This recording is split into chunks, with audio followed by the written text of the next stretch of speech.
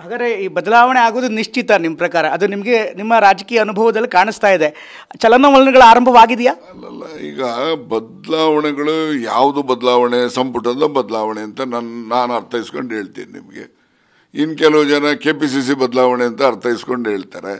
ಇನ್ನು ಕೆಲವು ಜನ ಮುಖ್ಯಮಂತ್ರಿ ಸ್ಥಾನದ ಬದಲಾವಣೆ ಅಂತ ಇನ್ನು ಕೆಲವು ಜನ ಹೇಳ್ತಾರೆ.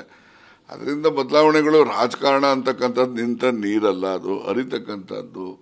ಅದು ರಾಜಕಾರಣ ಆ ಸಂದರ್ಭಕ್ಕೆ ತಕ್ಕಂತೆ ಬದಲಾವಣೆಗಳನ್ನು ನಿರೀಕ್ಷೆ ಮಾಡ್ಬೋದು. ಬಟ್ ಚಲನವಲನ ಆರಂಭವಾಗಿದೆಯಾ ಸರ್? ಆ ಥರದ ಬೆಳವಣಿಗೆಗಳು ಶುರುವಾಗಿದೆಯಾ?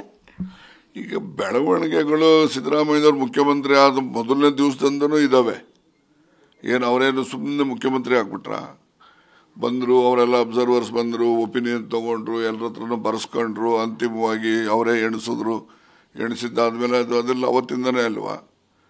ಈಗ ಎಲ್ಲರೂ ಕೂಡ ಸಿದ್ದರಾಮಯ್ಯನವ್ರಿಗೆ 136 ಜನನೂ ಕೂಡ ಹೇಳಲಿಲ್ಲಲ್ಲ, ಎಲ್ಲ ಓಟ್ ಹಾಕ್ಸಿದ್ರಲ್ಲ. ಅದು ಚಲನವಲನ ಸ್ಟಾರ್ಟ್ ಆಗಿಲ್ಲ ಅವತ್ತೇನೆ. ಅದರಿಂದ ನಿರಂತರವಾಗಿರುವಂಥದ್ದು ಇದು. ಥ್ಯಾಂಕ್ ಯು ಸರ್, ಧನ್ಯವಾದ. ನಿಮ್ಮ ಜೊತೆ ಮಾತಾಡಿ. ನಮಸ್ಕಾರ. ಇದಿಷ್ಟು ರಾಜಣ್ಣ ಅವರು ಹೇಳ್ತಾ ಇರುವಂಥ ಮಾತು. ಕ್ಯಾಮ್ರಾ ಪರ್ಸನ್ ಮಂಜುನಾಥ್ ಜೊತೆ ಪ್ರಮೋದ್, TV9 ಬೆಂಗಳೂರು.